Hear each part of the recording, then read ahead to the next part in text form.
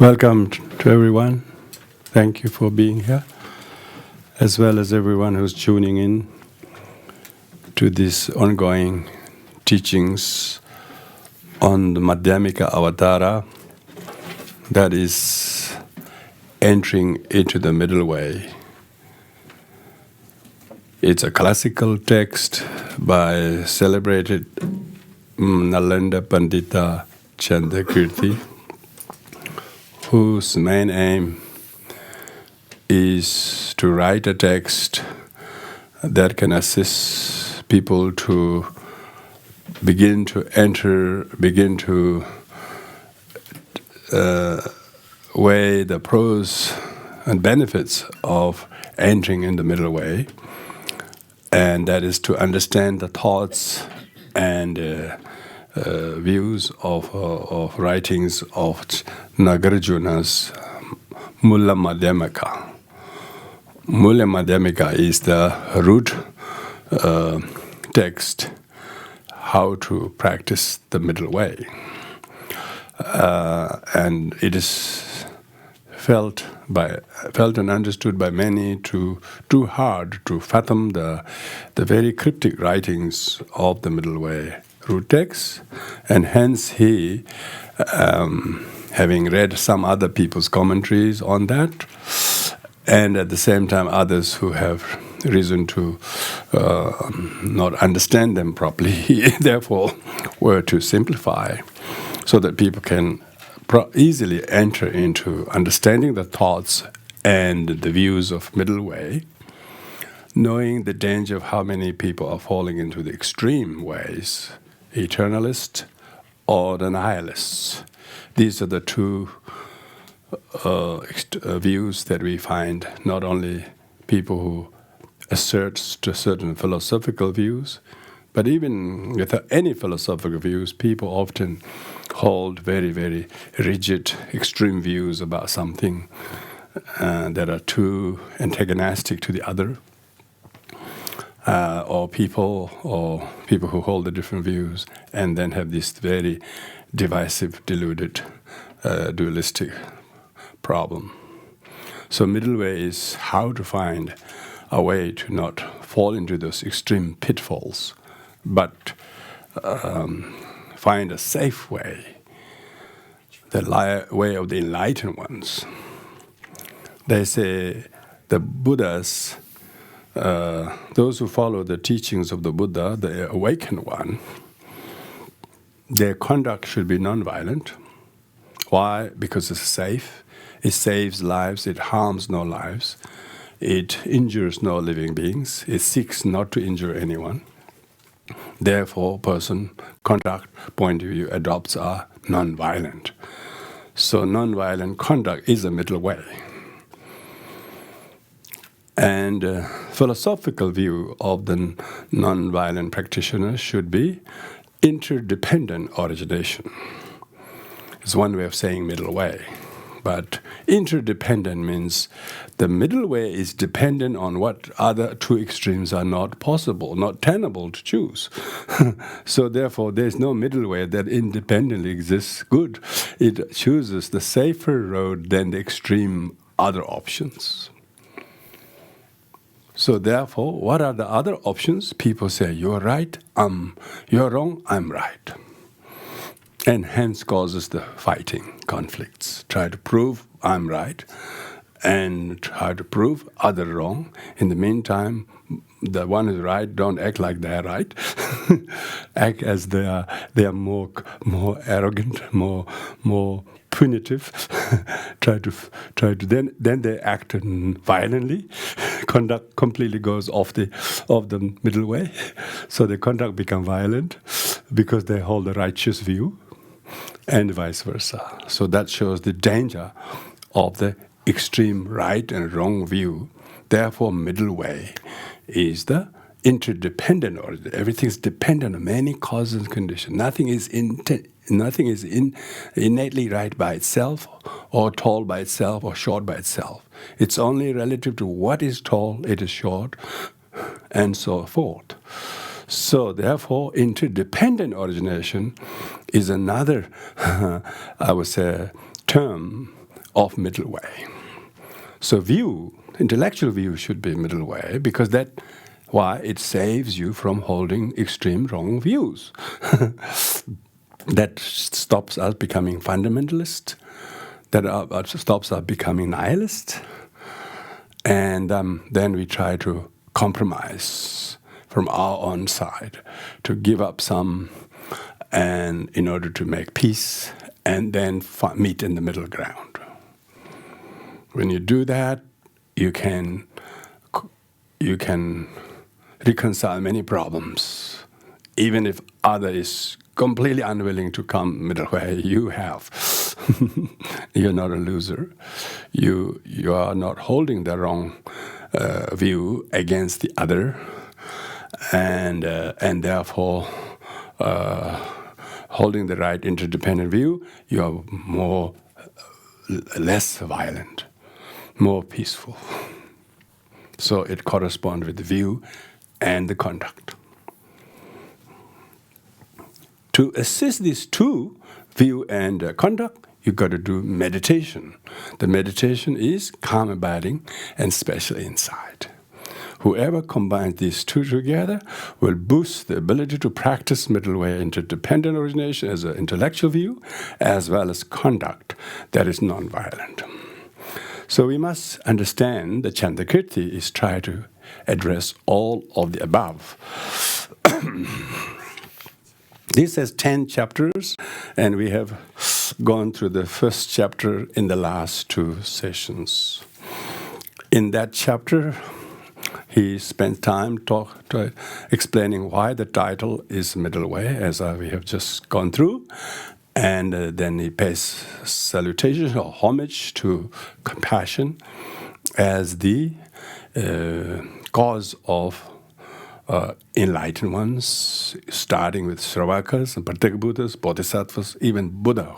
Even Buddha is a result of compassion. So he pays the cause of Buddhahood, which necessarily pays homage to the result of Buddhahood, knowing that they, Buddhas too, reached Buddhahood by practicing compassion.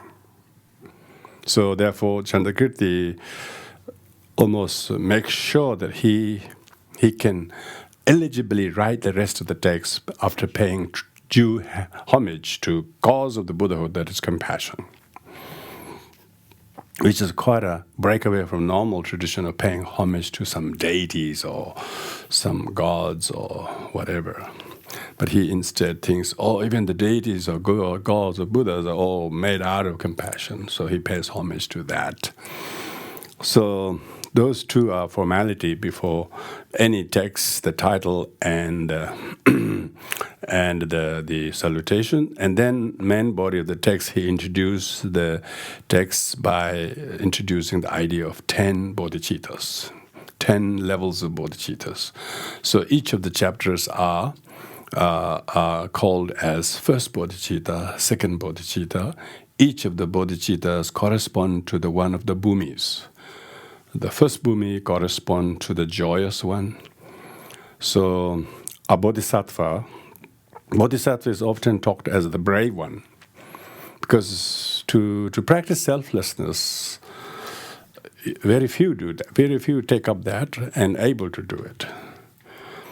And so the bodhisattva is a brave one, enlightened warrior, soldier of peace, who wanted to combat with his own selfishness rather than finding an enemy outside, who sees the inner ego and selfishness as enemy number 1, number 2, and number 3, and the rest.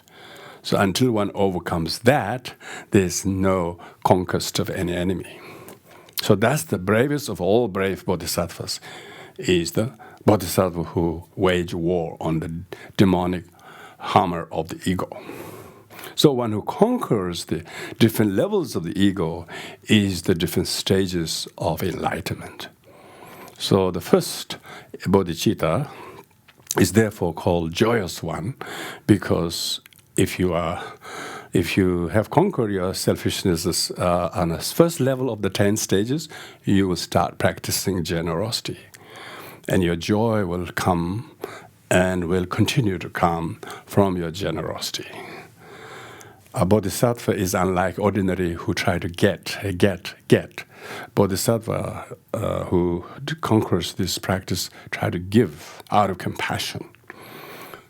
He has more joy in giving those who have less than him, and he rather have the other what he has, and he draw more joy from them than himself using it. So with such bodhicitta means who have altruistically cultivated and conducts the way, then realizes that first stage of bodhicitta, that is the joyous one. Now, tonight we're going to start with the second chapter, which is called Second Bodhicitta, Semke Nipa in Tibetan. Sem means mind, Ke means generation, generating your mind, mobilizing your mind, meaning your mind is very immobile. If you're thinking for me and myself and my future, my body, always about I, me, mine, is not a generation. It's a degeneration. So we have to regenerate the degenerated selfishness, and by developing bodhicitta. These three words: generation, generating what is degenerating, and then regenerate the altruism. So this regeneration of altruism has 10 levels, 10 levels of realizations. So they call first bodhicitta, second bodhicitta, named after the 10 bhumis. So this is how Chandrakirti does it. And also it is taught Mahayana holistically in Mahayana Buddhist scriptures that there are 10 bhumis. Bhumi is a Sanskrit word, means ground or earth, really. Means stages, sort of status, really, spiritual status, because you have to have ground to stand on. If you have no ground to stand on, you can't do much. So unless you claim the first ground, you can't go to the second ground. So therefore, bhumi is like a status of enlightenment. Status of enlightenment. So one who is very delighted by realizing the merit of practicing generosity, demerit of because practice staying miserly and stingy and greedy and discontented, knowing how all suffering comes from lack of generosity, then decided to regenerate the motivation to practice altruism through practicing generosity. So we went through that at length. Now we move to the second chapter, which is about generating the second. Second is only second if the first is yield, and therefore the second one is called named after the Vimala. Vimala means immaculate one or pure one. So that's the name of the second bodhicitta. Pure one. The word pure symbolizes. So we will go through this chapter.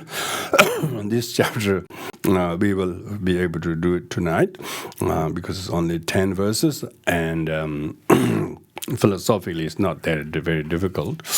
Just have to understand.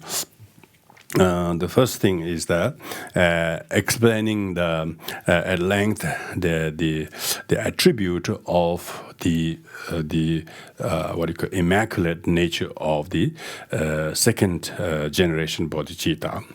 So we have to know therefore how do you obtain the perfect self-discipline that yields you the immaculate qualities. So immaculateness is the status of the bhumi, but which comes from the practice of self-discipline. we can call moral discipline, but when we use the moral discipline, people only think about very small thing is moral, but not the rest.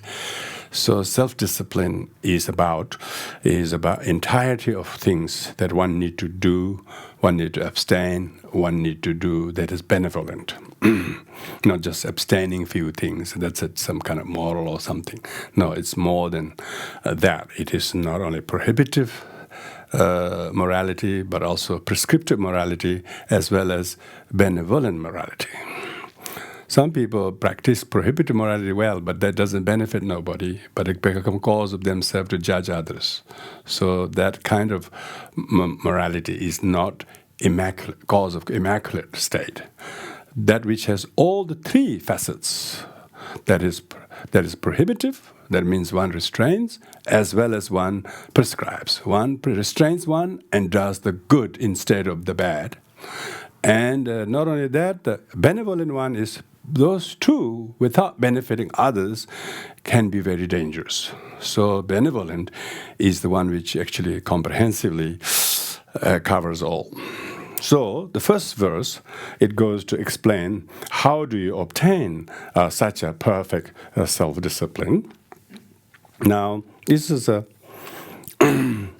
verse goes on to say, in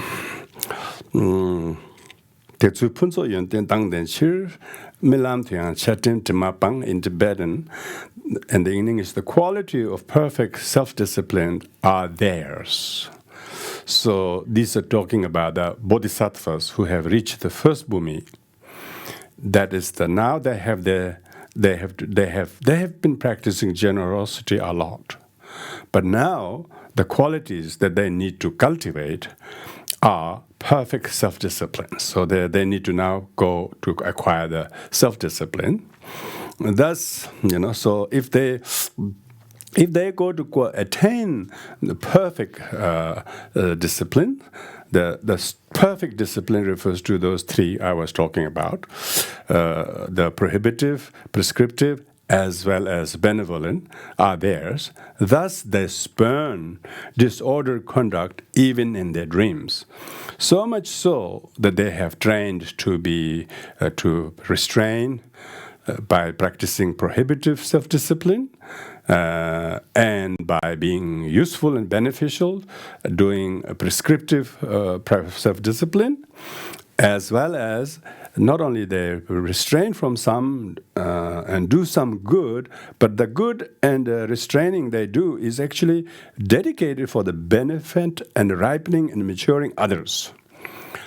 If they have done that, these practitioners, such as, say, a monastic, here the commentary talks about, say that the ordinary monk may have dreams of breaking his vows, or may even lead him to break the vows, not just dream. It is said that bodhisattvas who reach the second immaculate state do not even dream of breaking those discipline. They spurn disordered conduct even in their dreams. So the bodhisattva who is on that level will not even dream of transgressing either of those three self-disciplines, let alone actually transgressing them in actual life. So this shows that only those who reach the second bhumi have perfect morality. And everyone below that will have certain areas of them discipline transgress or not quite up to it. When you understand, because people don't understand, they expect ordinary people to have perfect qualities. When they have barely conceived even the relative bodhicitta, we expect them to be perfect. So those who understand the teaching knows that fellow sincere practitioners, even 30, 40 years we know each other, unless they've reached this second bhumi, they will have various transgressions, whether known or unknown. Just because we think they have doesn't mean that's the only thing. Just because we don't know anything doesn't mean they don't have transgressions. Why? They haven't reached the second level. It says that only the bodhisattvas who have reached second bhumi will have such capacities. And then the third and fourth line goes on.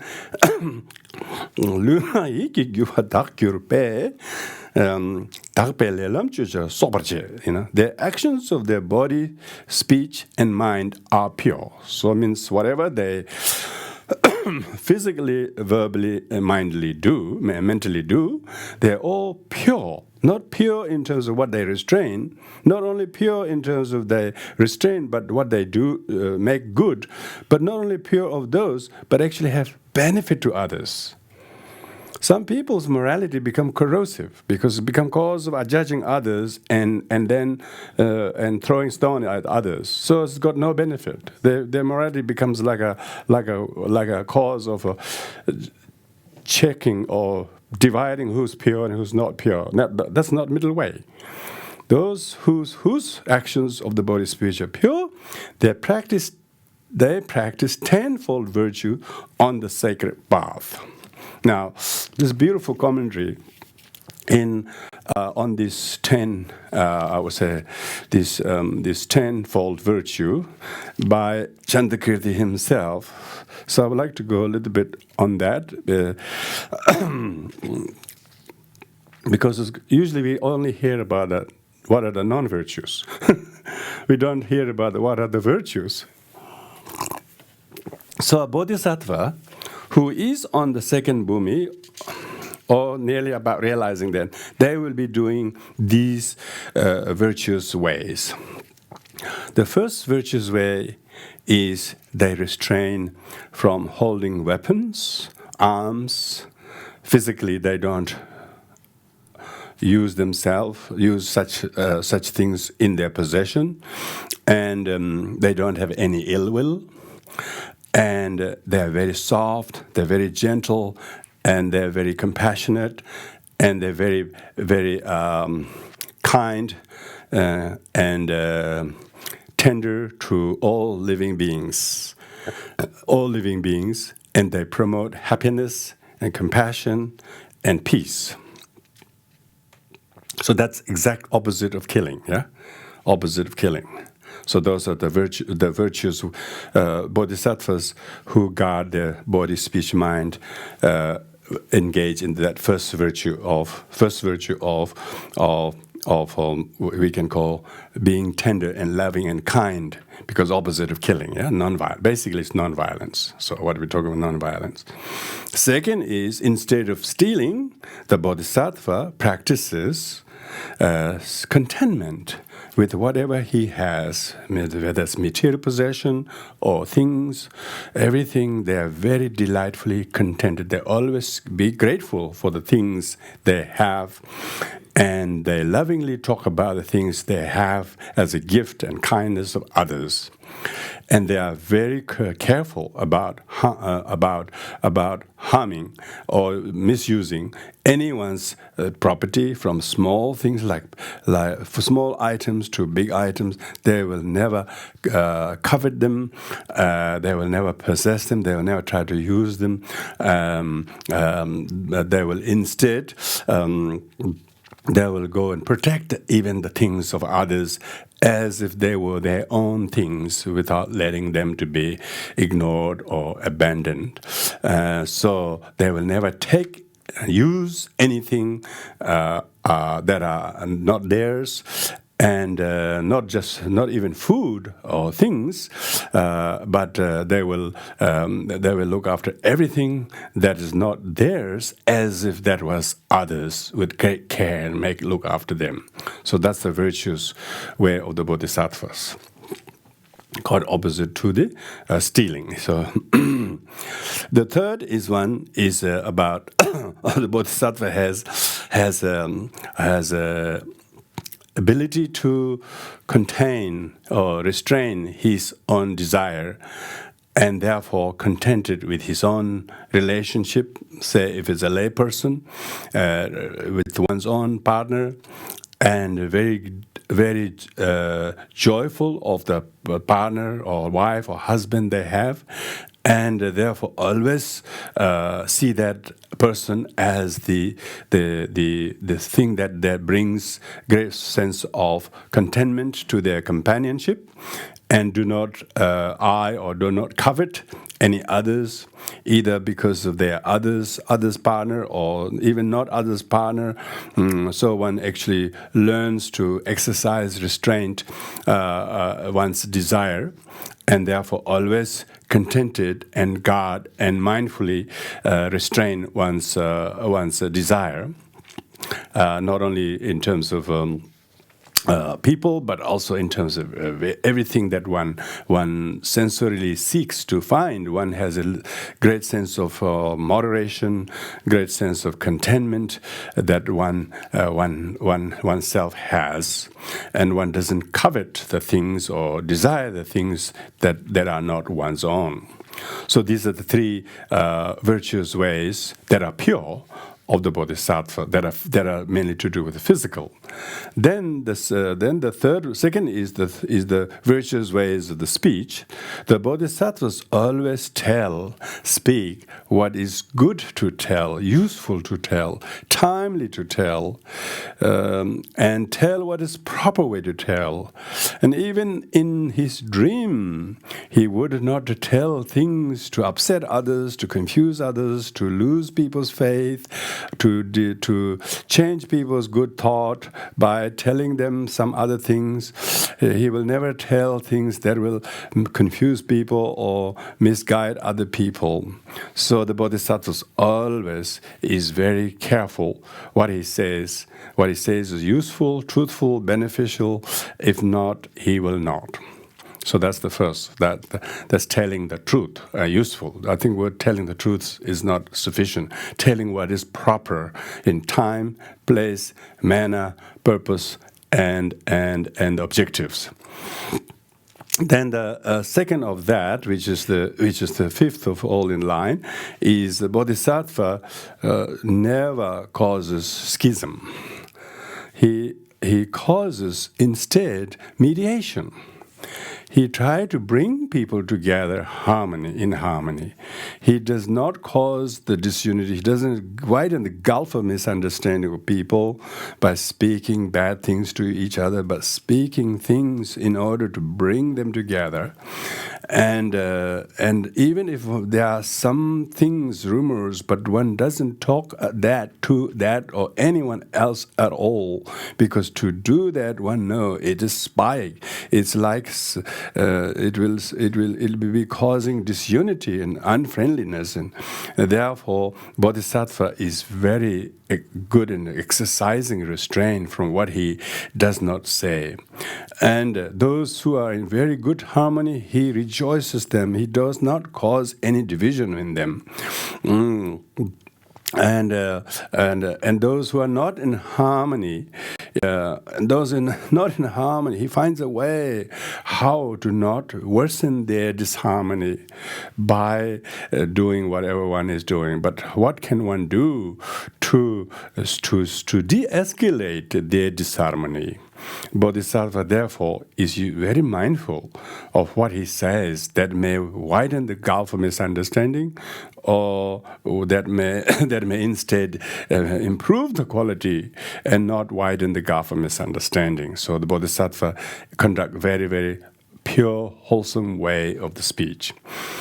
Next one is Bodhisattva is very mindful of his choice of words that are very, very insulting, hurtful, condescending, disrespectful, harmful, and that tend to talk about people's faults or mistakes, or using various languages to hint. Bodhisattva will never do such a thing. He minds his language not to do any of the above. And and therefore, instead, try to say things that will soothe the ear and the heart and mind of every listener. Even those who are deep conflict, he tries to say things that can de-escalate the conflict. So he never resort to use harsh words, but he instead used pleasant, encouraging, harmonious, and courteous language for the benefit of all party concerned. He doesn't use one language that will please some and upset another, because that's a middle way. Remember, middle way again. Middle way conduct. He's not trying to tip the balance. He's trying to ease everyone's sorrow, because so middle way shouldn't be just a dry philosophical debate. It never is. It should be conduct-wise. Bodhisattva should practice the middle way in what he says, what he don't say. And because of that, Bodhisattva restrains from harsh speech, but always use pleasant and soft and tender, loving and kind language that is not just pleasant to the ears, but that is soothing to the heart and enticing to the intellect and healing to the cause of the problems. So that's the pure Bodhisattva's way. And then the last of that verbal group is Bodhisattva do not engage in idle and useless chatter, but engages in useful, meaningful talk, timely talk, not repetitive talk, meaningful talk, appropriate talk, subjugating talk, and time and a very, very, just the right thing to say. It is so right, so proper that one who hears, it heals their wounds of heart or mind. It clarifies their confusion, and it therefore resolves the conflicts, because Bodhisattva is able to say things that people were going to say silenced by the properness and properness talk. What they heard makes people to be silenced. Therefore, they are not verbally distracted, but they're very, very mindful, very, very entering into the middle way to practice kind speech. So those are the four pure conducts of the four pure conducts of the Bodhisattva speech, and then the three pure conducts of the mind of the Bodhisattva is Bodhisattva is always contented, never covets of things or possession of others. Even those he has, he knows they are really meant for others. Instead of coveting and wanting things from others, even the things that are in his own possession, he knows they already came from others. And now what the hell I'm keeping this for? How can this be better used by extending and transferring in other people? So it doesn't covet anything, whether it's things or objects or whatever. They usually rejoice other people's things, do not have any covetousness, any attachment, any longing, do not use words as how to get it, where can you get it, oh, looks very nice. Instead of saying any of that, he actually knows there is no such need for me to say this, and therefore no expression of attachment and desiring and wanting and needing. He does not indulge in any of that. So that's the Bodhisattva's, how he practices middle way from the contentment point of view. And then the Bodhisattva has very kind heart, loving heart, benevolent heart, compassionate heart. The thought of how can I be useful? How can I do this more gently and softly? How can I do this that will benefit more people than few people? And he's always planning and ironing out his own thoughts and not letting any resentment and ill will or kind of even slight thought of irritation. He will completely go and tame those, and he will abandon those at all costs and stay up to until such thoughts are conquered, he wouldn't even go to sleep. So that's how Bodhisattva practices, enters the middle way, minding his goodwill, maintaining his goodwill. And then last of the 10 virtues way is how Bodhisattva meditates on the right view. He meditates on the 4 seals of Dharma, how all things in the worldly existence, pleasant, unpleasant, neutral feelings are by nature unsatisfactory. So he doesn't invest any craving and desire in the unsatisfactoriness as satisfactory, undesirable things as a desirable, impermanent things as a permanent. He doesn't think, he sees impermanent things as impermanent. He's always meditated, everything is impermanent. Whatever happens, he says, everything is impermanent. So that's an example, can't you tell? So he used things happen as illustration of impermanence, and not as a reason why I don't get or how I lose.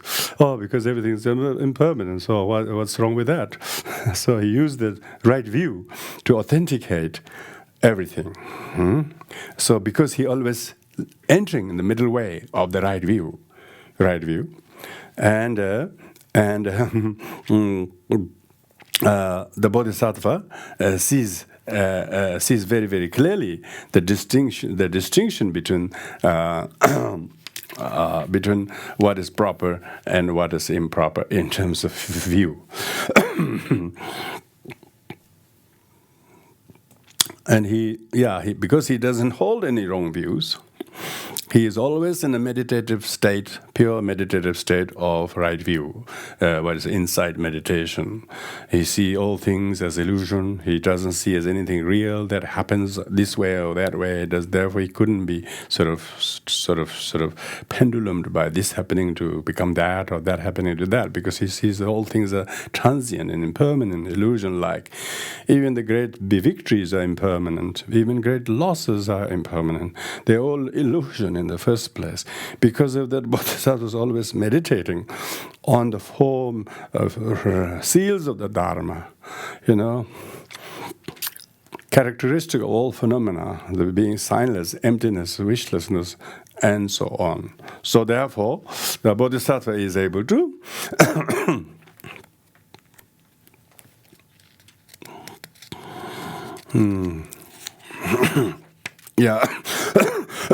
So Bodhisattva is able to therefore practice the tenfold virtue on the sacred path. So the path becomes sacred. So now third is the beautifying nature of the more self-discipline. If one bodhisattva who has these 10 qualities and lives by the self-discipline, then that becomes the quality that beautifies the bodhisattvas. So this is captured in the next verse, the second verse.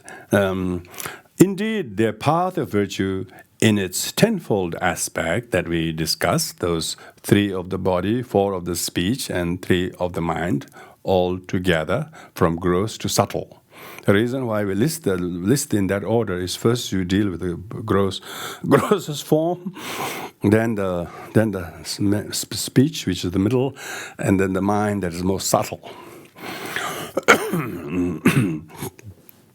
Now perfected is extremely pure.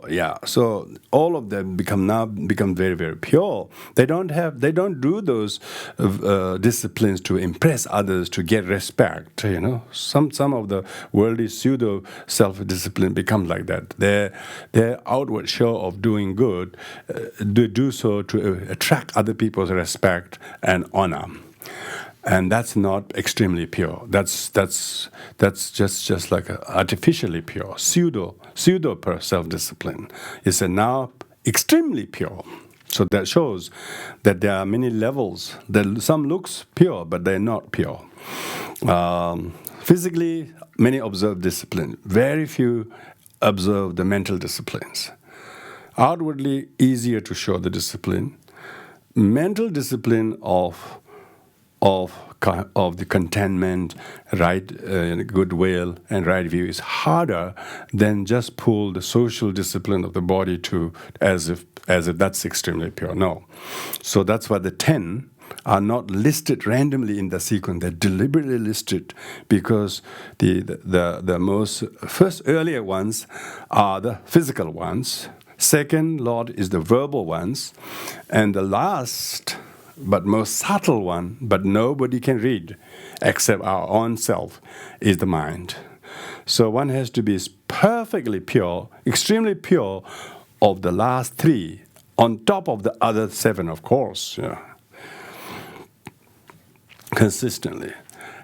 And ever radiant like the autumn moon, their discipline is, it says lovely, but I think it should be, their discipline is peaceful and lovely in its soothing light, because it uses the example of the moon, because the moon's light is very immaculate and beautiful, and it also what you call soothe the heat of the day's sort of heat, suffering. So the night moonlight is very, very peaceful, pacifying, because it takes away all the heat of the self-discipline that is a pseudo-self-discipline. So the cool, like the pure, perfectly pure discipline is very, very peaceful and lovely in its soothing rays of light. So he uses the analogy to do with the moon. This is talking about the beautifying quality of Bodhisattva's conduct. Now the third is how the self-discipline, how does extremely pure self-discipline get rid of the dualistic grasping to the three factors. Now this is very important, like we discussed in the practice of generosity. So, if the discipline looked upon it truly and by nature pure, this very thing deprives of its purity. So this is talking about attachment, saying I'm pure, or my morality is pure. If one is saying, oh, look at how pure I am. Oh, look how impure he is. Anybody who does that, looked upon truly and by nature pure, then that grasping, that clinging, that dualistic clinging is not middle way. It's exactly opposite. There's lots of people who practice that through self-mortification, by standing on one feet or lying on a bed of nails, various things to as if that is the sort of highest form of discipline. It might be so in their mind, but if they think that's the one and above all highest form of self-discipline, and they get attached to that, then they can't tolerate anything else as any form of practice. The Bodhisattva thus are always completely free from dualistic thoughts and hence the three concerns. Now, quite a lot of people practice amazing form of discipline. You wouldn't believe that they believe in them totally, and they believe those who do that are good, those who don't are bad. They are slow. So many people in this going into the two extreme views. Not only they believe that, they become righteous. They become very, very impatient. They become very, very almost like against the others. They have to sort of get them wrong, point them wrong, and as if that's going to fix the whole world. So that kind of dualistic concern is not middle way. So that's why bodhisattvas are always completely pure from such dualistic thoughts. Because even your self-discipline is interdependently originated, and so therefore, if there is a grasping, if there's a grasping to the view that I am pure, then it still is I and me, I'm pure. It's not very un-bodhisattva. So therefore, bodhisattva don't even say what he does that is good. He often humbly says, I'm mistaken, I got a lot of mistakes, I apologize. Bodhisattva usually humbly, modestly admit and confess. Even if they are relatively pure, they would never say, I'm pure. It is completely opposite.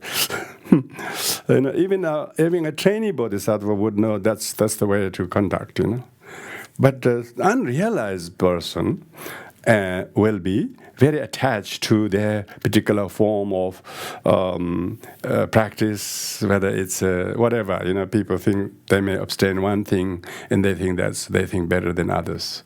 Maybe they're vegetarian, or maybe they don't drink, or maybe they lead this life, and they think people should be like this, and they become a bit of a sort of as if making everybody feel bad, And that's that kind of thing is not pure bodhisattva. Bodhisattva hide his qualities and show his mistakes and declare his mistakes. That should be the bodhisattva's way. Bodhisattva never go and point finger to other people that they are wrong. They have done this to me or her or society. Bodhisattvas don't have any time for that, because he has so much faults and limitations to mind his own mind, he can't keep his own mind to fully engage even in that. Why he wanted to waste his time pointing at others? So that's not middle way, that's extreme way. They call fundamentalists or militant Hindus or fundamentalist Buddhist or people say this. It's because they are like that. Those who practice, of course, these are bodhisattvas. The Buddhists are not bodhisattvas, They would love to be, They are training bodhisattvas, I suppose, with L plate. But they are not the second level bodhisattvas yet. So you can see why Buddhists behave like dualists. Because poor thing, they haven't got this realization. So they're showing their true color. But, of course, as a practitioner knows the characteristic of bodhisattvas and rejoice their amazing ability to control and mind, then we can learn to emulate and pray to accustom what the bodhisattva's conduct is. Those who are taking steps to realize the second bodhicitta, what they should do. So those three verses deals with that. Now comes to the second, praising other kinds of discipline. And this has 4 parts. First is disclosing the disadvantages of the opposing factors. So that's what is coming in the next verse. The fruits of generosity enjoyed in the lower realms occur through fracturing the limbs of discipline. The capital and interest are both wholly spent. There is no further prospect of a future yield. So this shows the disadvantages of the opposite of self-discipline. So you can call it lack of discipline or transgression of the discipline. So anything that is against the precepts. So it says that let this commentary, Kempela's commentary, is helpful. A person indulges in the practice of giving, but lacks the actual practice of moral discipline, because these two are very important because through generosity you can achieve first bhumi, but you cannot achieve second bhumi. To achieve second bhumi, you have to practice discipline. So this shows that that how these two are different levels. Which is like in the case of many people nowadays. He said, practice of moral discipline is supposedly harder than the practice of giving, especially for affluent people. Although the process of karma and result are extremely complex, it may be said that in general, as a result of giving, you will gain wealth, but because you have not practiced moral discipline, you will not gain a good rebirth. Therefore, you will be reborn as a creature in the lower realms, for example, as a hungry ghost. However, because of your practice of giving, you may be reborn as a wealthy hungry ghost. So there are instances of wealthy hungry ghosts. We don't have instances of wealthy hell beings. But we do have rich hungry ghosts. Rich hungry ghosts are very many. They don't. Rich hungry ghosts are probably in the human realm.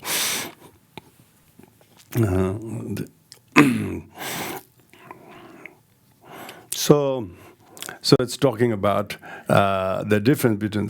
So what will happen in the future is, in the future, because you are in the lower realms, both the capital, which is the main thing you did, and the income, which is the interest, meaning that the demerit, demerit, in the actual word is demerit, rather than the merit or interest, merit of the good deed you accrued from giving will be used up, so there will be no further affluence. When we speak of capital and income, we mean that following: the good action that you did earlier were the practice of giving. That is your capital. Now you have used this up because it has already ripened in the form of wealth in this life. At the same time, while using up the wealth, you have not done any further good work. It would be theoretically possible for you to continue to give, but in the lower realms, the idea of benefit of giving is not present. So you will not practice this giving any further. This means that in future you won't acquire any wealth again. And the one good thing you have done, you have used up. You are now in the lower realms because of the immorality. So talking about that, that even if you have practiced a lot of virtues of giving, it will not stop you it can't stop you from having fit legs. Your legs are broken because you couldn't go further. Means if you have broken your as a bodhisattva who have transgressed his precepts, even if you reach first bhumi, you still wouldn't get to second bhumi as long as if one has transgressed, fractured the limbs of discipline. Fracture the limbs of discipline. So that's talking about the disadvantages of transgression. So now the second is how to, having talked about the demerit of fracture of the limbs of discipline, therefore one needs to learn how not to let that transgression occur, the antidote. When free and dwelling in a wholesome state, say when your conditions and causes and conditions are very positive and you are able to stay in that very peaceful, unprovoked and good situation, we make no effort to remain there. So we will fall into the depths then and deprived of freedom. How shall we escape and rise again? So this is talking about it. One is now instructed, having warned the danger of the fracturing the limbs of one's discipline, one is therefore instructed to engage in the practice of not fracturing the limbs of discipline, so that one is able to move on from one favorable condition to another favorable condition, because nobody has complete freedom yet, but at least you have the freedom to think and possess all the other rights and that are available to beings in human realm. So one needs to be very cautious how not to fracture the limbs, how to be careful with your only limbs that will make you to reach the higher steps. The limbs is the self-discipline. If one lives by the correct precepts as a bodhisattva, then one's two limbs will stay fit and move forward. If a fractured or broken limb cannot go further, therefore one should protect the limbs of one's of self-discipline in order to prevent oneself falling into that. Therefore, you should practice the discipline right now before you find your limbs very badly fractured. So this is talking about how to therefore adhere and to increase the quality of your prohibitive, prescriptive, as well as benevolent self-discipline. So the third is now describing it as the support of all quality, meaning if you have self-discipline, then it will support the whole body, because if the two limbs are fit, then it can carry the weight of the whole body, even if you're 180 pounds. if the legs are broken, even you are 80 pounds, it will be difficult to lift. So that's the analogy is pretty clear, describing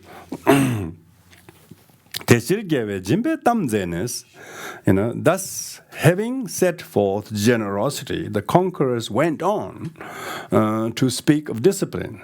So Buddha must be very careful. He first talked about practicing generosity. Only after teaching them how to practice generosity, then he talked about that generosity too has to have discipline.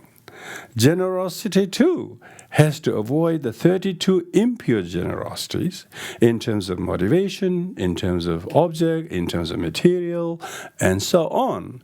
So the discipline isn't something you do later that is not connected with the generosity. Generosity itself becomes more of a step on which your next limb can climb to the next ladder. Therefore, Buddha spoke about speak of the self-discipline. The word self-discipline is very important because people think that you have to mind other people's discipline. Minding other people's discipline is not called discipline. It's called busybody. And usually the person who's doing self-discipline have no time to mind other people because it's already a transgression of one's discipline. Yeah, it's transgression of one's discipline. So legs get broken very quickly. So I said, you say, don't shout, and you shout first. So if you want people to stay quiet, you shouldn't say, shut up. You should stay quiet. Very clear logic, really, that one. Yeah. For qualities that spring up in the field of discipline, we yield unending fruits of happiness. So this is talking about the importance of self-discipline. His Holiness Dalai Lama is very. He says he doesn't know English, but he says it's self-discipline. He says not moral discipline. He says if you use self-discipline, then that makes everybody responsible. Everybody have to look to themselves how to mind themselves. But when you say moral discipline, then if people expect each other of minding other people's things, whether they are moral or not, in the meantime, they themselves forget their responsibility. Rang Tim in Tibetan, called Rang Tim. Rang means self. Tim means discipline, self-discipline. Minding your own discipline. Buddha said, don't do any bad. Do all that is good, mind your own mind. That is my teaching. He doesn't say, don't do any good, do all good, mind, don't do any bad. Check who is doing all of those, right or wrong, and tell me who's doing that, then you got my teaching right. He never said that. He didn't say, report to me who are minding these things well. He didn't say that. He said, purify your own mind. That is my teaching. See? People are often don't really understand the words. The word Buddhist in Tibetan means nangpa, means insider. You got to mind your inside rather than outside of the other. Minding nangpa means insider. We have to mind our own mind. And even if you impress yourself physically doing things, don't be contented with those, But mind what was the intent of doing all that above that looks very impressive window dressing. So it says, because if in the field of self-discipline, all the qualities will mushroom, the result that the result is that you, even to gain the higher rebirth, it's said that higher rebirth, like this is our life, is higher. One of the higher rebirth is human. This is a result already of some form of moral discipline that we practice in past incarnations, definitely so. Now, if you doubt about that, you're in heaps of problem. You got to believe that all the good fortunes and health and good life and dharma and causes and conditions we relish that others can't even dream in their life, these are a result of some good things that we consummated under the positive influence of some other situations. So we got to thank and be grateful, and then that gives us contentment. That doesn't make us feel why my life is like this, why my life is already blessed, only if I can better it from now on. And then, yeah, all the good things will mushroom, meaning increase from that. In Nagarjuna's letter to a friend also says that the self-discipline is the foundation of all good qualities, as is the earth is that which support all animate inanimate phenomena. Without earth, there is no humans or mountains or trees or beautiful nature or the waterfalls. You can't have anything without the earth supporting the natural beauty or wonderful things people create. These amazing, beautiful arts and amazing things people do in society. You look at the medical technology and development, all these things nowadays we think is just, you can easily get it. But when you think about it, these amazing creation, people did them with great cause of goodwill. They wanted to develop a medicine for that virus so that it doesn't spread and kill everyone in 1 week, which they did in say only a few hundred years ago. They put a lot of discipline in this world to achieve the medical technology benefit and healthcare and access to free education, free medicine in Australia. It's just like, I don't think they have that in the heaven also. I don't think in America they don't have this. People think America is the most powerful developed country. They don't have healthcare. They don't have Medicare. They don't have free education. But we in Australia, we have. So we should see this already a result of past good karma or deeds that has yielded us this, and then try to now upgrade that by realizing that discipline is the earth that supports all animate, inanimate. And then Nagarjuna says, therefore, your discipline is the. If you have good discipline, your meditation, your wisdom, all these things, what seemed very impossible to do years ago, you have nearly done it half, You keep doing a little bit, every discipline, consistently and slowly, you will see it. So they're talking about how to support the generosity with good discipline. So, and now the fourth one is showing that self-discipline is cause of higher rebirth as well as liberation. This is very important. Sosokyewo namdang sungkyetang is a common folk and speech-born, because speech-born refers to the arhats. Why call arhats? Arhats and elders of the Buddha's disciples, they all call thus I've heard. Because they heard the lion roar of the Buddha, they were born new person. What heard changed them. What ate they didn't. What they possessed they didn't. What they heard changed them. Because they heard the Buddha. Speech-born. There's I'm speech-born disciple Buddha.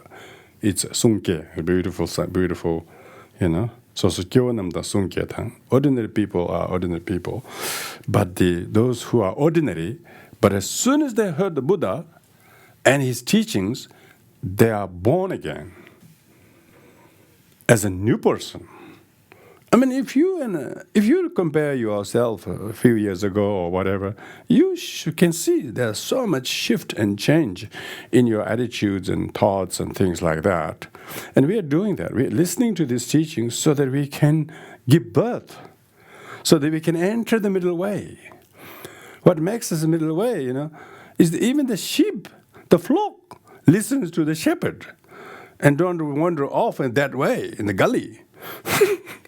and follow the flocks, the shepherd's guide, and go safely on the road, So this teaching is trying to shepherd us, so that we don't loiter off or wander off into extreme dangerous, perilous roads, but stay safe, because we heard the speech of the Buddha. Therefore, knew it gave rise to some realization. It gave birth to, you really heard to the teaching. I must listen to the Buddha. I must listen to Chandrakirti. I listened to Chandrakirti's work. It's called Madhyamika Avatara. And there is a 7th verse in the 2nd chapter. It said that common folks can become speech-born if they heed to the Buddha's words. Yeah? Shravaka, speech-born Shravaka. Shravakas actually means hearers. Hearers means those who listen and actually heard. and they heard the problem. They resolved the problem and they completely become healed. Thus I've heard. Evam Maya Sutram. Some people get liberation by seeing something. Other people get liberation by hearing something. Those people who want to get liberated by seeing something, go to the movies. Those who want to get liberated by listening something, they go to listen to the Dharma. That's the difference. Totally different direction. Where you go to the plaza, or you go to the center, so to speak. Of course, Buddha's words is everywhere, don't just not one place, okay? All those established on the path of self-enlightenment, And everybody's established. Not only they were born, but they established in a very secure footing. Unlike any wonky place, they were not feeling very, very, very sure or very certain. And they now know they will not choose this direction. They are not going to choose violent. They don't want to choose the righteous, abrasive, negative, condescending, harmful. They have heard the harm that will come from. And so they are very diverted by the shepherd to bring the flock into the right road and establish them on the path of self-enlightenment. See the word. We ourselves become transformed. We ourselves are able to heed to what we heard and tell ourselves to pay heed to it even more so in our meditation or prayer. The children of the conquerors. Children. Now children is children of the parent. The parent is the words of the Buddha and the lineage and teachings. They are the parent. Now, when we heed to the parent, the children are do what parents give them the guidance, and they become good. So the children of the conquerors, meaning these conquerors are the Buddhas, enlightened ones, who conquer their own ego and selfishness, and who therefore teaches others to do that. Okay. Children of the conquerors are the children refers to the bodhisattvas here. Okay, children refers to the bodhisattvas, and their final excellence, the higher rebirth derived from discipline alone. So this very much shows from ordinary beginners to the Shravakas, meaning hearers, and Pratyeka Buddhas are who then take the teachings because they heard it, then go somewhere quiet.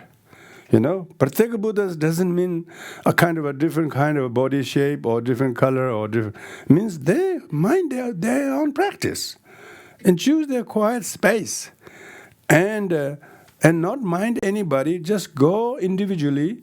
They don't individual liberation or Pratyeka Buddhas are not some selfish people. They are very disciplined people. They heard the teaching, so they go and practice. If we can become Pratyeka Buddha, it would be amazing. Pratyeka Buddha Arhat, because they not only heard, they go and do what they heard in solitude. in solitude. So they actually do what they heard, So they're actually very difficult to be solitary realizers, because when you're alone, most people just feel just awful, But good practitioners feel greatly at peace. And they were longing for this for years, and now at last they're grown up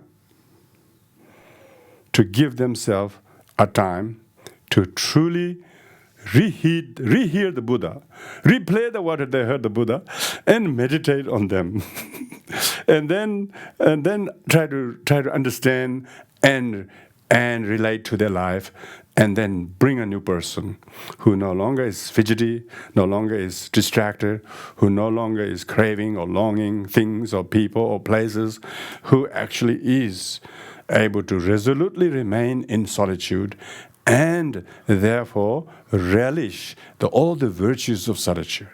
Nobody comes to disturb you. Nobody wants anything from you. Nobody will come to you. Nobody knows where you are. You can't be contacted through the phone and mobile. They don't even know where you are. It's good. So that's called solitary realizers. So one is born alone. All sufferings are created mostly by ourselves. We might as well correct them ourselves. So therefore, from the great, many teachings that is alive today is mainly because there are arhats and Pratyeka Buddhas. During the first two centuries of the Buddhas, during his life, there were arhats and Pratyeka Buddhas everywhere. Of course, there were bodhisattvas too, but the majority of arhats and Pratyeka Buddhas, and they heard the teachings and they remembered the teachings word for word, and they are the one who retold the stories.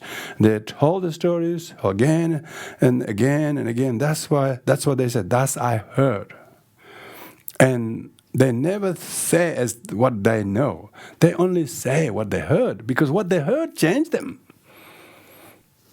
They don't need to say anything new. They just say when they heard, where they heard, who were there, what prompted the discussion, and how everybody was damn spellbound by that after that. What rest needs to be told? These days, people are so impatient. They don't know how to read sutras. The sutras are very, very amazing. Up a couple of pages, it goes on. Then it goes another couple of pages. Almost the 2/3 of what was in the 3 pages already in the next 3 pages. There's only a few little snippets coming near. And then it goes on like that. And adding little bit snippets here and there, repeats the same thing. And then some scholars who studied that, like Rongten, who studied the 8,000 verses, he wrote the whole scheme. How to memorize the whole thing, because he knows how many things are repeated and what is added, and how many things are repeated, what is added, to kind of a what do you call, addition to what was said before, so that you don't forget the whole thing. In the first 3 pages, you don't forget. Then almost repeat the gist of most of that in the next 2 pages, and then add another 3rd page. And they've been doing like that, all the sutras, because we are so distracted and so forgetful. So when a person reads the sutra if they are not good reader, they feel very bored. But those times, people who believe in the blessings of hearing, majority of them were not literate. They just believe in the blessings of hearing, just someone else reading it. And usually they have the sutras read by monks or practitioners. They are called the agama. Agama is the actual oral transmission. Is the oral transmission, because oral transmission means one who is reading to you must have heard himself from someone in the previous generation teacher, and so therefore they have all the way goes to the Buddha. So he heard from the Buddha, and then he heard from the Buddha, and then this, and then we heard this. We call oral transmission. All the practitioners are speech born. And Tibetan teachers are very celebrated lineage masters. They all have a couple of volumes they keep. They write down all the things they heard.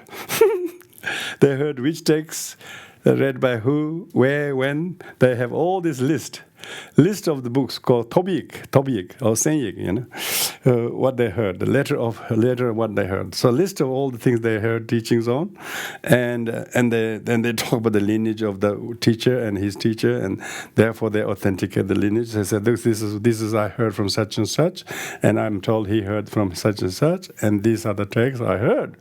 They usually give couple of volumes in addition to their writings, collected writings. Even those who have no collected writing, they still have a couple of volumes of list of what they heard.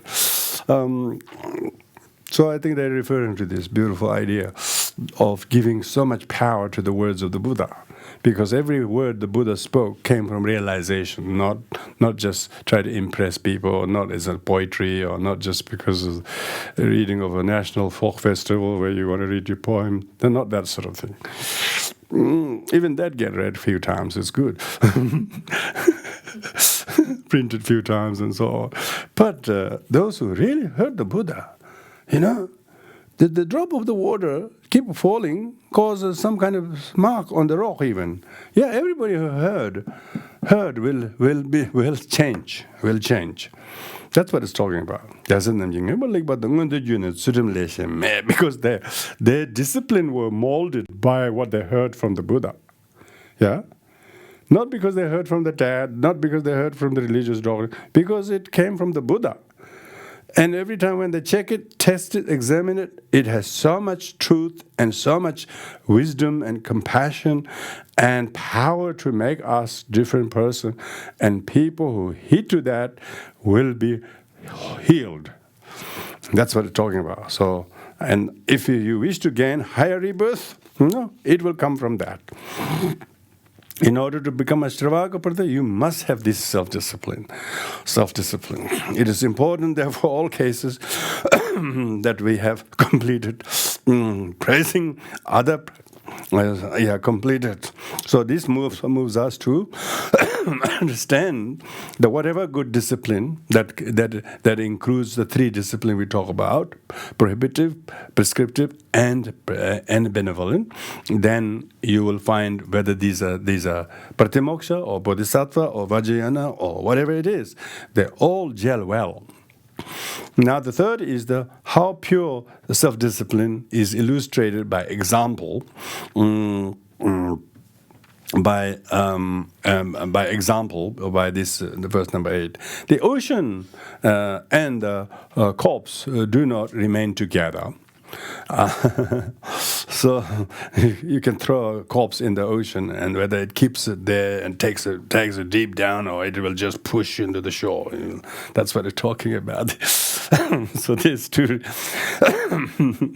Khenchen Rinpoche says there are two. He says one is mythological, other is scientific or environmental reason why ocean does that. He says, according to mythology, Nagas inhabit ocean. Nagas or spirits live there, and Nagas can't tolerate the uncleanliness of a dead body, and they throw the corpse out to the shores. They push it away. So that is the explanation given in some texts. Yeah, some texts. They don't realize the dynamic of waves. But if you put it in the well, I think they'll keep it there. So there's no naga there.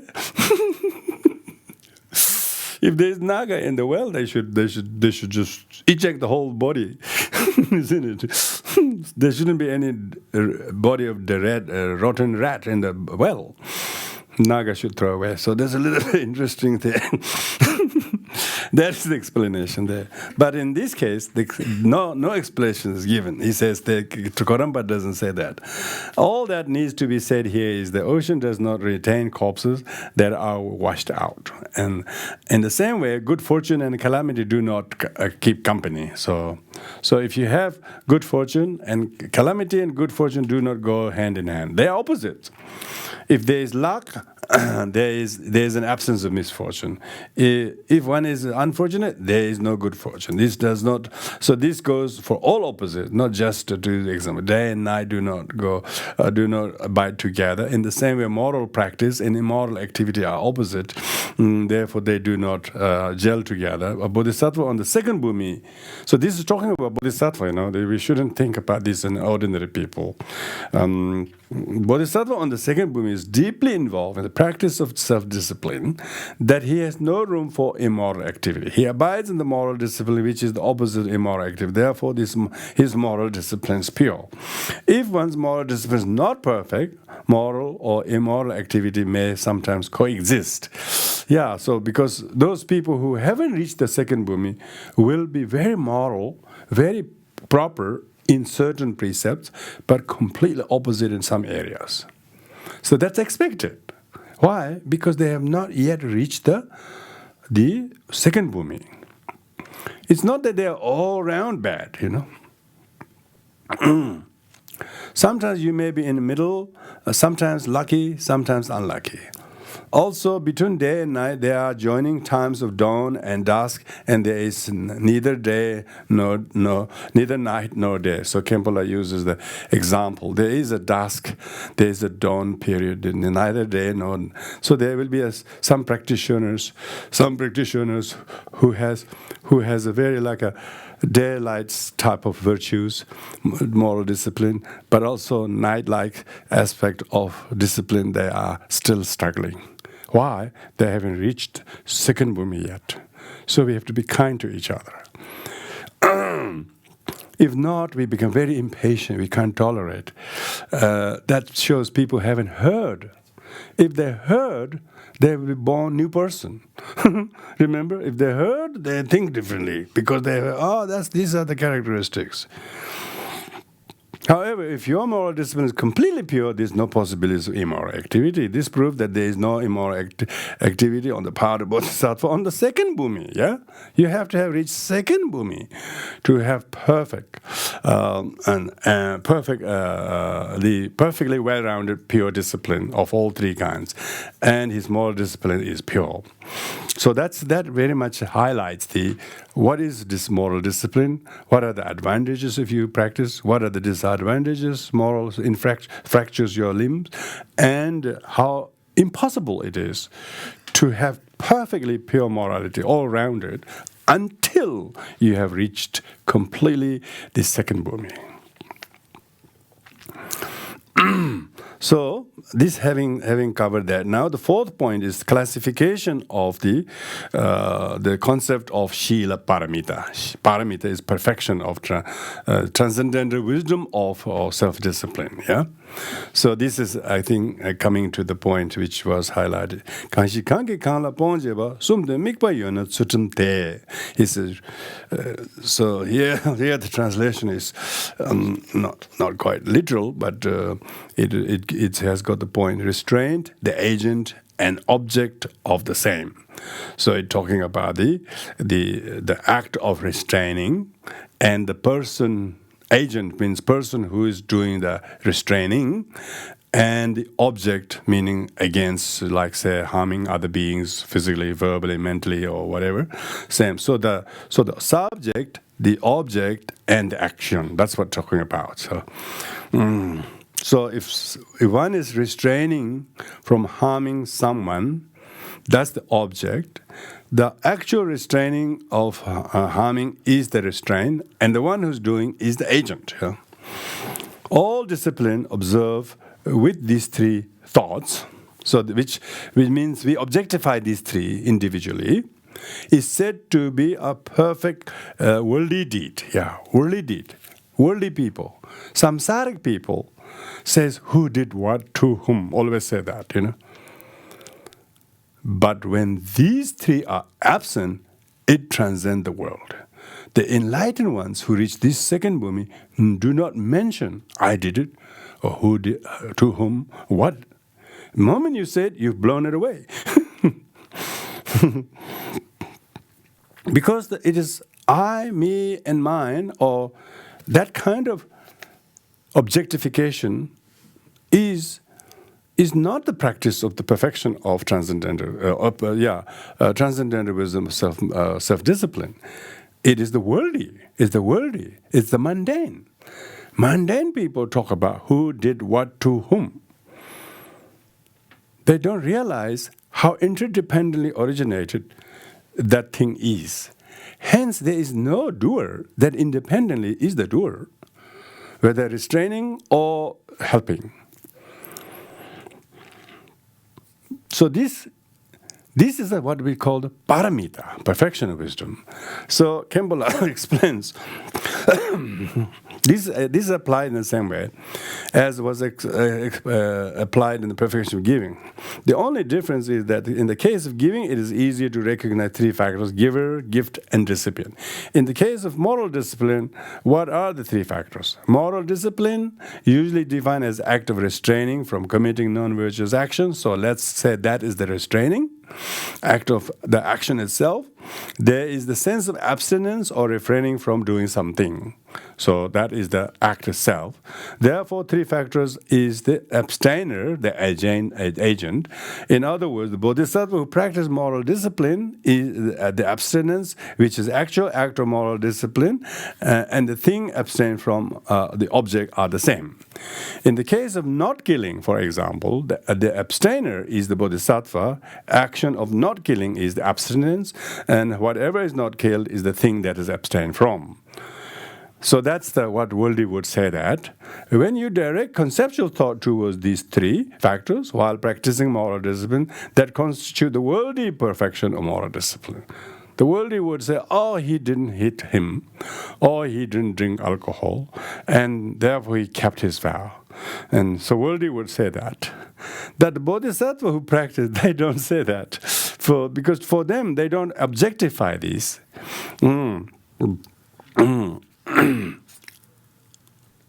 When you direct conceptual thought towards the three factors while practicing moral discipline, that constitutes worldly perfection moral discipline. This may occur during the period of subsequent attainment of bodhisattvas of the second bhumi. Subsequent attainment means that a bodhisattva who has a meditative state of second bhumi, and subsequent means when he rises from the meditation. So when he rises from meditative state, it might be slightly different than who is in a meditative state. So he says maybe after you rise from the meditative, even bodhisattva on that bhumi might have a feeling, oh, I did that, I didn't do that, and so they may have a kind of a subsequent recognizing mind there. The second bhumi has two sessions, a meditative session and post-meditative session.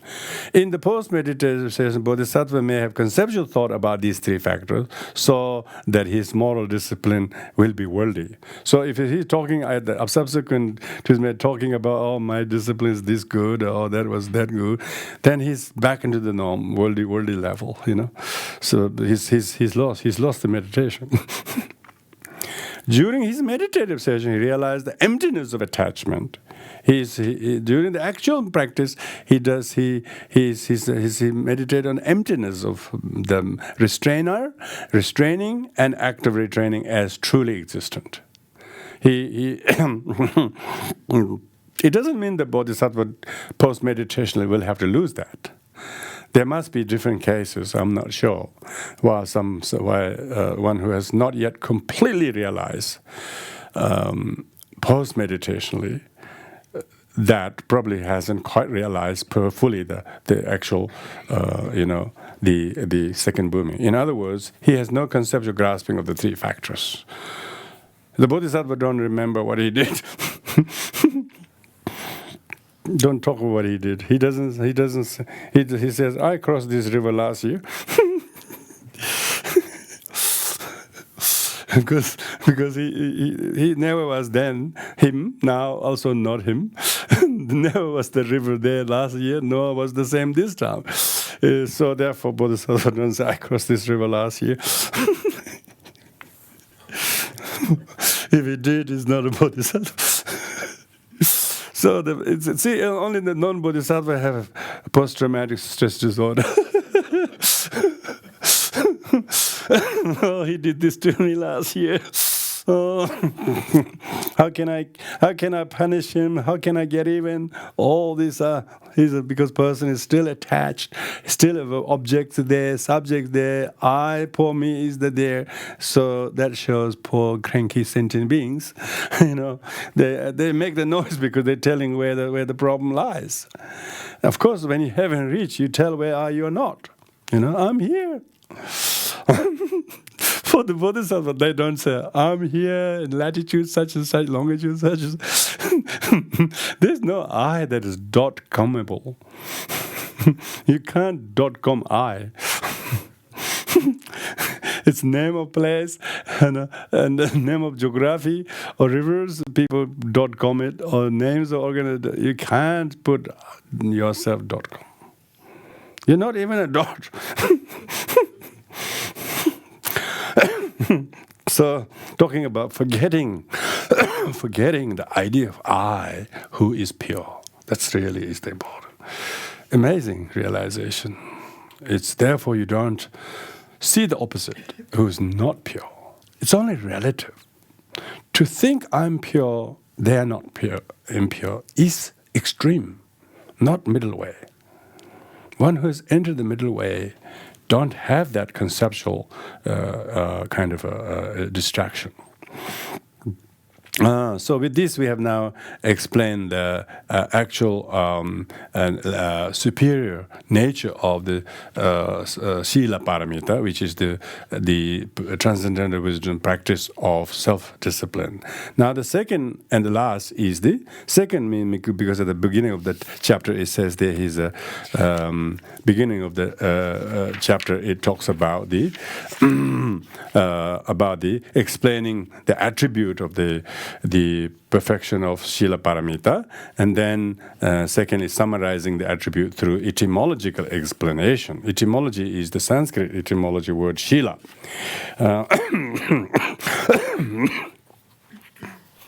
So it says, Yasin Dawal Jung Simisibai, but you Tma the young is deriving from the radiant moon of discipline, the moon of discipline, because moon is very cool. Cool is what we call shita. Shita means dewdrop. The dewdrop, even in a tropical place, if you have a dewdrop on your flesh, it's very cool. Everything might be hot, but the dewdrop is very, very cool. Like that, practice of self-discipline is like a dewdrop. It will cool the heat of opposite, antithesis of self-discipline, with lack of discipline. The glory of the world. Because moon is the most glorious one in night. We say the Lord of the night. Tsemonkompo. We said the moon is the glory of the world or glory of the night. In the night, there's no more bright than the moon. So the sun's gone to sleep or something. When the sun's going, the moon says, oh, he's about to go. Let's go. Of course, that's not the case, but the glory of the world. While yet transcending it, the bodhisattvas, free from stains, are now immaculate, free from stains. So they don't have any of the stains of immoral in terms of the not just immorality of not doing bad things, but pride of not doing things. Arrogance of I'm pure, competitiveness to the equal, condescending to the inferior, jealous to the superior. These are the stains they're talking about, not just merely one self-observing, And where they go pitfalls of morality is thinking I'm better than them. He is not good as I like him to be, and he's good, but he's not learned or whatever. And then sort of, Trungpa Gyaltsen gives the commentary in the parting from four attachments. Those who are practicing morality with attachment to this life, they say it's a pseudo morality, because they will be tainted by these three stains. Not only their morality becomes a cause to judge others, they're arrogant of their own morality, they will be condescending of others, they will be competitive to the equals, they will be jealous to these, they will put down to those who don't have. So they actually got more stains on themselves than any benefit. So that's what talking about here, free of stains. Merely being disciplined, say being a vegetarian as vegetarian, or celibate as celibate, or not smoking, that's nothing to do with it. I mean, some animals, they never do any of those whole life. There should be perfectly pure morality award should be given to those animals. So we're talking about here the kind of emotional stains, not just try to impress other people. Free from stains are now immaculate. Only when you reach the second bhumi, then you become free of these these hidden stains, hidden stains. That's why the monastics, even in living in a monastic compound, in the pure Vinaya practice, even if they're living in a pure monastic compound and everybody living by the teachings and so on and so forth, and nobody could see or hear anyone transgressing, even then they must meet fortnightly to do the confessions. Confession of avoiding these three stains, saying I'm better than him and so that sort of thing, So outwardly there is no reported transgressions of any. If there were, they usually will be expelled, And even if they observe all the outward sort of conventional precepts, but still they must confess any likelihood of this kind of dust of stains staining their otherwise perfect morality. So that shows practitioners, however much they try, they still are subjected to some form of these three stains until they reach the second stage, which is immaculate. The word Vimala. Vimala means devoid of stains. Devoid of these three stains I referred to are now immaculate while transcending it. And like the moonlight and autumn sky, in the autumn there's very little clouds, some places anyway. I don't know whether it's always true in some parts. But autumn night, there's very little clouds, and then the moon is very, very bright. They soothe away the sorrows from the minds of wanderers. So it means the etymology is that the sorrow feeling of those who have transgressed, they have sadness, they have guilt, they have no self-approval of themselves. Even other people don't notice what you transgress, but they still know deeply they have broken their limbs, they are limping, they have fractured their limbs. So they have a lot of sorrows, fear and anxiety, and being witnessed by the Buddhas and Bodhisattvas, even if they know that fully enlightened ones always see whether you do things in hiding or whatever. So they will have a lot of sorrows. But there will be a time when the practitioner have completely soothed, gotten rid of all of those sorrows and anxiety from them due to their stains. Those who have none of these stains will be free from sorrows. So this implies your sorrows, your sadness, your grief comes from your own transgressions, these stains. So, there wouldn't be anyone except those who have reached second bhumi who don't have sorrow. Some sorrow, some people maybe they sorrow because they care for others, or I'm sure there are a lot of people depressed because they care about others. But other people are sorrow because they could not do enough as they vowed or they promised by the books, and then they have not lived up to themselves. But those who slowly change that and improve their practice, then they will enjoy the cool dewdrops, and that will relieve all the heat of sorrows. So that's what the word Shila Paramita comes from. Shila comes from the word Shila, means Shita Labda. Shita means a dewdrop, Labda means attainment. So dewdrop attainment means cooling effect. Your sorrow of life is cooled and soothed. They say here, soothed away the sorrows from the minds of wanderers. The wanderers are the sentient beings who are not quite able to reach there. This bodhisattva, in particular, will help people to rid themselves of the kind of suffering, because those who are who have good discipline, who have good moral discipline, they're very, very supporters of those who are dejected, misunderstood, abandoned, and neglected. They will go and dispel the heat of sorrow, of abandonment, of whatever they are. They will not throw stones at them. They will go and, like Angulimala, like Ajatasattu, who are misunderstood, who have created terrible, heinous crimes. Everybody was throwing stones, spreading ideas how to catch what he looks like, and stone him, kill him. It's a royal decree.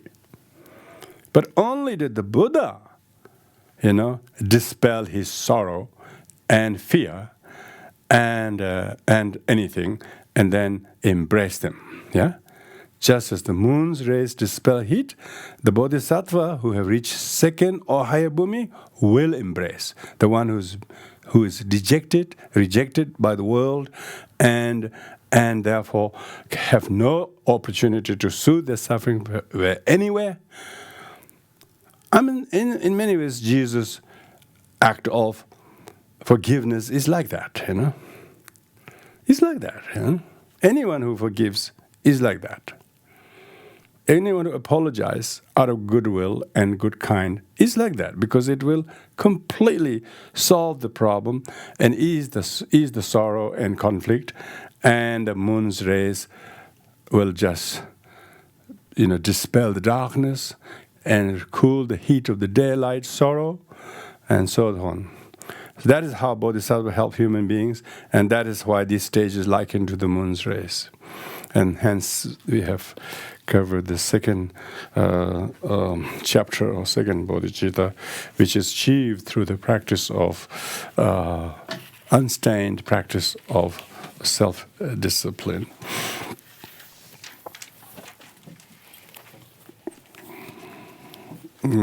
So thank you, everyone. I will do the dedication of merits.